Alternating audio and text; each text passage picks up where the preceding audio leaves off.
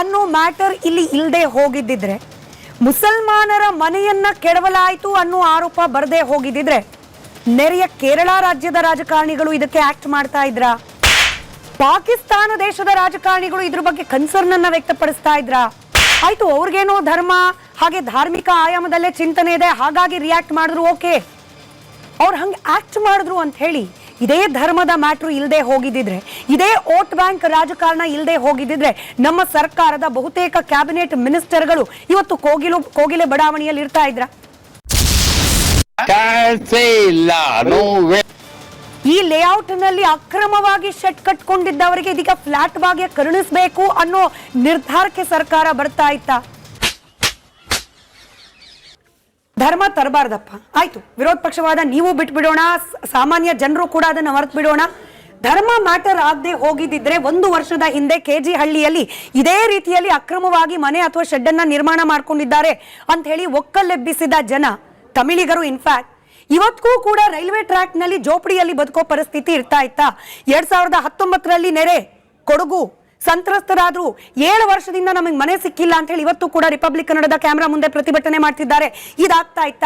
ಚಿಕ್ಕಮಂಗ್ಳೂರು, ನಾನು ಅದನ್ನು ಹೇಳ್ಬೋದು, RR ನಗರ ಅವರು ಕೂಡ ಮಾಡ್ಕೊಂಡಿದ್ದು ಒತ್ತುವರಿ, EMI ನಲ್ಲಿ ಮನೆ ಕಟ್ಕೊಂಡಿದ್ರು, ಅವರು ಕೂಡ ಇವತ್ತು ನಮಗ್ ಮನೆ ಸಿಕ್ಕಿಲ್ಲ, ಪರಿಹಾರ ಸಿಕ್ಕಿಲ್ಲ ಅಂತ ಹೇಳಿ ಪ್ರೊಟೆಸ್ಟ್ ಮಾಡೋ ಪರಿಸ್ಥಿತಿ ನಿರ್ಮಾಣ ಆಗ್ತಿತ್ತ? ಈ ಧರ್ಮದ ವಿಚಾರ ಅಲ್ವಾ ಅಶೋಕ್ ಗೌಡ್ರೆ? ಅರ್ಥ ಮಾಡ್ಕೊಳ್ಳಿ ಮಾತುಗಳನ್ನ. ನಿನ್ನೆ ಇದೇ ವಿಚಾರವಾಗಿ ನಾವು ಚರ್ಚೆ ಮಾಡುವಾಗ ಮುಸ್ಲಿಂ ಮುಖಂಡರು ಕೂಡ ಬಂದಿದ್ರು, SDPI ನ ಲೀಡರ್ಸ್ ಕೂಡ ಬಂದಿದ್ರು. ವೆರಿ ಕ್ಲಿಯರ್ ಕಟ್ ಆಗಿ ಅವರೇ ಹೇಳ್ತಿರೋದು ಸರ್. ಅವ್ರೇನ್ ಹೇಳ್ತಿದ್ದಾರೆ, 27% ವೋಟ್ ಬ್ಯಾಂಕ್ ಕೇರಳದಲ್ಲಿ ಮುಸಲ್ಮಾನರದ್ದು ಇಲ್ಲದೆ ಹೋಗಿದ್ದಿದ್ರೆ ಕೇರಳ ಪಿನರಾಯಿ ವಿಜಯನ್ ಅವರು ಇದ್ರ ಬಗ್ಗೆ ಚಕಾರ ಎತ್ತುತ್ತಾ ಇರಲಿಲ್ಲ. ಆ 27% ಹೋಗಿ ನಾನು ಮುಖ್ಯಮಂತ್ರಿ ಆಗೋದು ಎಲ್ಲಿ ತಪ್ಪು ಹೋಗ್ಬಿಡುತ್ತೋ ಅನ್ನೋ ಆತಂಕ KC ವೇಣುಗೋಪಾಲ್ ಅವರಿಗೆ ಬರದೇ ಹೋಗಿದ್ದಿದ್ರೆ KC ವೇಣುಗೋಪಾಲ್ ಅವರ ಪ್ರೆಷರ್ ನಮ್ಮ ರಾಜ್ಯ ಸರ್ಕಾರದ ಮೇಲೆ ಬೀಳ್ತಾ ಇರಲಿಲ್ಲ. ಮುಸಲ್ಮಾನರನ್ನ ಇಲ್ಲಿ ವೋಟ್ ಬ್ಯಾಂಕ್ ಆಗಿ ನೋಡ್ಕೊಳ್ತಿದ್ದಾರೆ ಹೊರತು ಇಲ್ಲಿ ಯಾವುದೇ ಮಾನವೀಯತೆನೂ ಇಲ್ಲ. ಮುಸಲ್ಮಾನರು ಬೀದಿಗೆ ಬಿದ್ದಿದ್ದಾರೆ ಅನ್ನೋ ಅನುಕಂಪನೂ ಇಲ್ಲ. This is clear cut vote bank politics. ಅರ್ಥ ಆಯ್ತು ಅನ್ಸುತ್ತೆ. ಅಧಿಕಾರಿಗಳು ತಪ್ಪು ಮಾಡಿದ್ದಾರೆ, ಅಧಿಕಾರಿಗಳ ಕಣ್ತಪ್ಪಿನಿಂದ ಹಿಂಗಾಗಿದೆ, ಹಾಗಾಗಿ ನಾವು ಅಧಿಕಾರಿಗಳ ವಿರುದ್ಧ ಕ್ರಮ ಕೈಗೊಳ್ತೀವಿ ಅಂತ ಹೇಳೋರು ನಿಮ್ಮ ಪಕ್ಷದವರು ಹೋಗಿದ್ರು ಸರ್ ಚುನಾವಣೆ ಪ್ರಚಾರ ಮಾಡುವಾಗ. ಅವಾಗ ಕಣ್ಣಿಗೆ ಬಿದ್ದಿರ್ಲಿಲ್ವಾ ಸರ್ ಅಧಿಕಾರಿಗಳು ತಪ್ಪು ಮಾಡಿದ್ದಾರೆ ಅಂತ ಹೇಳಿ? 2.5 ವರ್ಷ ಆಯ್ತು ಚುನಾವಣೆ ನಡೆದು ಸರ್. ಚುನಾವಣೆ ನಡೆದು 2.5 ವರ್ಷದ ತನಕ ಅಕ್ರಮವಾಗಿದ್ದಾರೆ, ನಾವು ನೋಟಿಸ್ ಕೊಡಬೇಕು ಅಥವಾ ಅಲ್ಲಿಂದ ಬೇರೆ ಕಡೆಗೆ ಅವ್ರಿಗೆ ವ್ಯವಸ್ಥೆ ಮಾಡಬೇಕು? ಇಲ್ಲ. ಇವಾಗ ಡೆಮಾಲಿಷ್ ಮಾಡೋವರೆಗೂ ನಾನು ಹೇಳ್ತೀನಿ ಗೌಡ್ರೆ, ಉತ್ತರ ಕೊಟ್ಬಿಡಿ ಇದಕ್ಕೂ ಕೂಡ. ಯಾವಾಗ ಇದೊಂದು ನ್ಯಾಷನಲ್ ಇಂಟರ್ನ್ಯಾಷನಲ್ ಇಶ್ಯೂ ಆಗುತ್ತೆ ಅನ್ನೋದು ಗೊತ್ತಿರ್ಲಿಲ್ವೋ ಅವಾಗ ಧೈರ್ಯವಾಗಿ ಬುಲ್ಡೋಜರ್ ನುಗ್ಗಿಸ್ಬಿಟ್ರಿ. ಯಾವಾಗ ಕೇರಳ ಈ ಇಶ್ಯೂನ ಪಿಕ್ ಮಾಡ್ತೋ ಆಗ ಪ್ರಿಕ್ ಆಯ್ತು ಈ ವೋಟ್ ಬ್ಯಾಂಕ್ ಪಾಲಿಟಿಕ್ಸ್. ಈಗ ಬರ್ತಿದೆ ಅಧಿಕಾರಿಗಳ ವಿರುದ್ಧ ಕ್ರಮ, ಈಗ ಬರ್ತಿದೆ ಮಾನವೀಯತೆ, ಈಗ ಬರ್ತಾ ಇದೆ ಶೆಡ್ ಅಲ್ಲಿ ಇದ್ದವರಿಗೆ ಫ್ಲಾಟ್ ಭಾಗ್ಯ. ಜನಕ್ಕೆಲ್ಲ ಗೊತ್ತು ನಿಮ್ಮ ಆಟಗಳು ಏನು ಅಂತ. ಯಾವುದೇ ವ್ಯಕ್ತಿ, ಯಾವುದೇ ಭಾರತೀಯ ಯಾವುದೇ ರಾಜ್ಯದಲ್ಲಿ ಹೋಗಿ 3 ವರ್ಷಕ್ಕಿಂತ ಜಾಸ್ತಿ ಅಲ್ಲಿ ವಾಸ ಮಾಡಿದ್ರೆ ಅವ್ರ ವೋಟರ್ ಕಾರ್ಡ್ ಆಧಾರ್ ಕಾರ್ಡ್ ತೆಗೆದುಕೊಂಡ್ರೆ ಅವರು ಆ ಭಾಷೆಯ ಆ ರಾಜ್ಯದ ಜನ ಆಗ್ತಾರೆ. ಗೊತ್ತಿಲ್ಲ, ನೀವು ತಿಳ್ಕೊಳ್ಳಿ. ಇವರು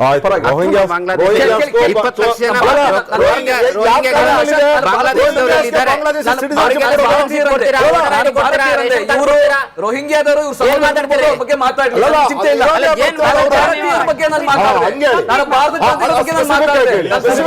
ಮಾಹಿತಿಯ ಕೊರತೆ ಇದೆ. 1 ನಿಮಿಷ ಪ್ರಕಾರ 7 ವರ್ಷ ಇಲ್ಲಿ ಇದ್ರೂ ಕೂಡ ಅವನಿಗೆ ವೋಟ್ ಹಾಕುವಂತ ಕೆಪಾಸಿಟಿ ಸಿಗಲ್ಲ. ಯಾರಿಗೆ?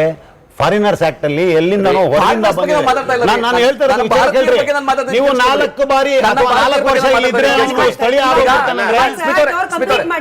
ಹೇಳಿಕೆಯಲ್ಲಿ ಕಾಂಟ್ರಡಿಕ್ಟರಿ ಯಾವಾಗ ಅನಿಸ್ತು ಗೊತ್ತಾ ಸರ್? ನೀವಂದ್ರಿ ಅಲ್ಲಿ ಇರೋರು ಎಲ್ಲರೂ ಕೂಡ ಕರ್ನಾಟಕದವರೇ, ಕನ್ನಡಿಗರೇ.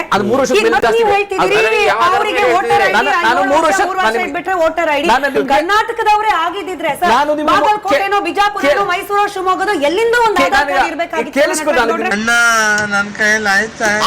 ಹೌದು, ಅಕ್ರಮವಾಗಿ ಅಲ್ಲಿ ನೆಲೆಸಿದ್ರೆ ಅದನ್ನ ತೆರವುಗೊಳಿಸಬೇಕು. ನೀವು ನನ್ನ ಪ್ರಶ್ನೆಗೆ ಉತ್ತರ ಕೊಡದೆ ಬೇರೆ ಎಲ್ಲ ಹೇಳ್ತಿದ್ದೀರಿ.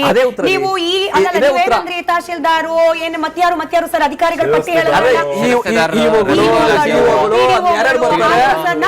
ಪ್ರಕಾರ ಎಲ್ಲ ಅಧಿಕಾರಿಗಳು ಅವರು ಯಾವುದು ಸರ್ಕಾರ ಕೇಳಿಸ್ಕೊಳ್ಳಿ ಸರ್, ಶಾಸಕರಾಗಬೇಕು ಅನ್ಕೊಂಡ್ ಪ್ರಚಾರಕ್ಕೆ ಹೋದವರು, ಶಾಸಕರಾದವರು, ಬಿಜೆಪಿ ಶಾಸಕರೇ ಅಲ್ಲಿ 20 ವರ್ಷದಿಂದ ಸರ್, ಶಾಸಕರಾಗಿ ಬಿಜೆಪಿ ಮಂತ್ರಿ ಶಾಸಕರೇ ಆದವರು. ಇರ್ತಕ್ಕಂಥ 20 ವರ್ಷ ಎಲ್ಲಿ ಅಲ್ಲಿ. ಸರ್, ಎಲ್ಲಿ ಸರ್, ಎಲ್ಲ ಎಲ್ಲಿ ಕಡೆ, ಸರ್, ಎಲ್ಲಿ ವಿಧಾನಸಭಾ ಅಲ್ಲ ಎಲ್ಲಿ ಎಲ್ಲಿದ್ದಾರೆ ಅವರು, ಎಲ್ಲಿದ್ದಾರೆ ಅವರು,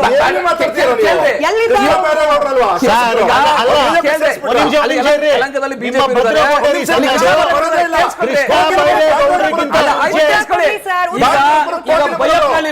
ಈಗ ಬೈಯಪ್ನಳ್ಳಿನಲ್ಲಿ ಒಂದ್ ನಿಮಿಷ ಕನ್ಫ್ಯೂಸ್ ಆಯ್ತು.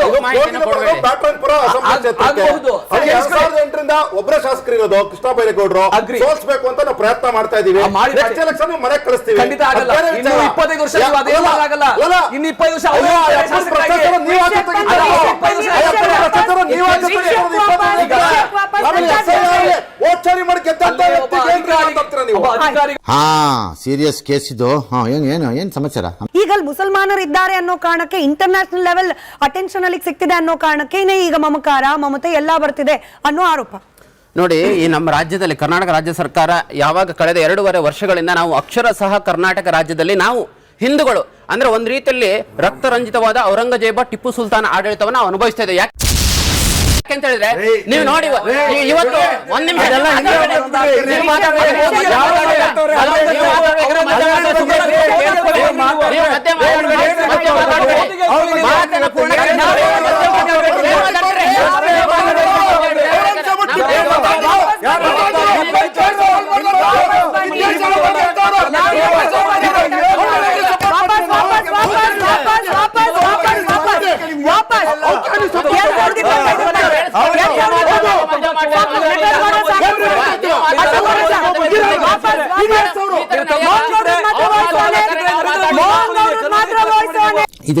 ಇದನ್ನೇ ಜನ ನೋಡ್ತಾ ಇರೋದು.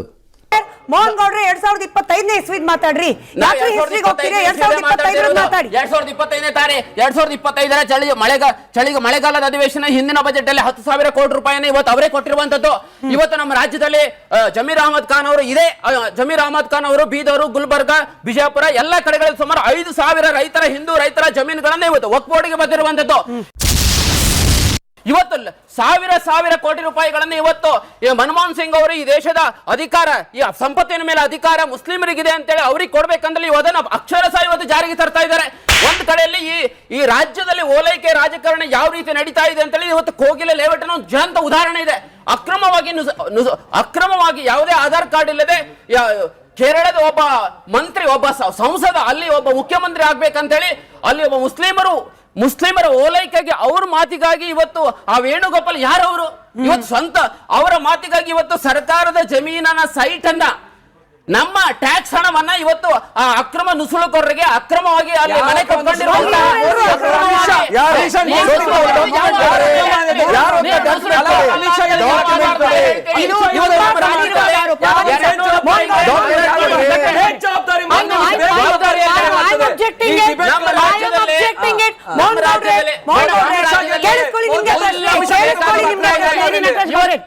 ಮೋಹನ್ ಗೌಡ್ರೆ, ಬಹಳ ಗಂಭೀರವಾದ ಆರೋಪ. ನೋಡಿ, ನಿಮ್ಮ ಹತ್ರ ದಾಖಲೆ ಹೆಂಗ್ ಹೇಳ್ತೀರಿ? ನಿಮ್ಮ ಹತ್ರ ಪ್ರೂಫ್ ಇದೆಯಾ? ಇಟ್ಬಿಟ್ಟು ಮಾತಾಡ್ರಿ.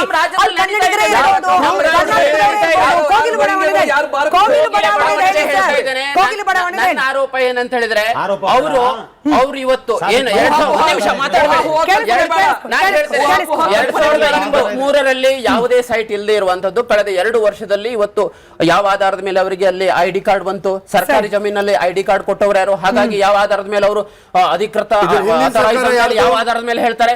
ಹಾಗಾದ್ರು ಅಕ್ರಮ ಅಲ್ವಾ? ಅಧಿಕೃತವಾಗಿ ಕರ್ನಾಟಕದವರು ಅಂತ ಯಾರು ಹೇಳ್ತಾರೆ? ಅದ್ರ ವೆರಿಫಿಕೇಶನ್ ಆಗ್ಬೇಕಾಗಿದೆ. ನಾನು ಹೇಳ್ತಾ ಇದ್ದೇನೆ, ಇದನ್ನ ಹೆಲ್ಡ್ ಅಪ್ ಆಗ್ಬೇಕಾಗಿದೆ, ಇದನ್ನ ನ್ಯಾಯಾಂಗ ತನಿಖೆ ಆಗ್ಬೇಕಾಗಿದೆ. ಎಲ್ಲಿವರೆಗೆ ಅಲ್ಲಿ ಪೂರ್ಣ ರೀತಿ ಅವ್ರು ಯಾರು ಐಡಿಯಾ ಅಲ್ಲಿ ವಾಸ ಮಾಡ್ತಾ ಇದ್ದಾರೆ ಅವರ ಪೂರ್ಣ ಪ್ರಕ್ರಿಯೆ ನ್ಯಾಯಾಂಗ ಪ್ರಕ್ರಿಯೆ ಮೂಲಕ ಆಗದೆ ಅವರಿಗೆ ಸೈಟ್ ಅಲರ್ಟ್ ಆಗಬಾರ್ದು. ಯಾಕಂದ್ರೆ ಇವತ್ತು ಸರ್ಕಾರದ 15 ಲಕ್ಷ ರೂಪಾಯಿಗಳ ಜಮೀನು ಸೈಟ್ ಅನ್ನ ಇವತ್ತು ಬಡವರಿಗೆ ಬಡವರ ಸೈಟ್ ಅನ್ನ ಒಂದು ನಿಮಿಷ ಮಾತಾಡಬೇಡಿ, ಬಡವರ ಸೈಟ್ ಅನ್ನ ಯಾರಿಗೆ ಬ್ಯಾಂಕ್ ಕೊಡುವ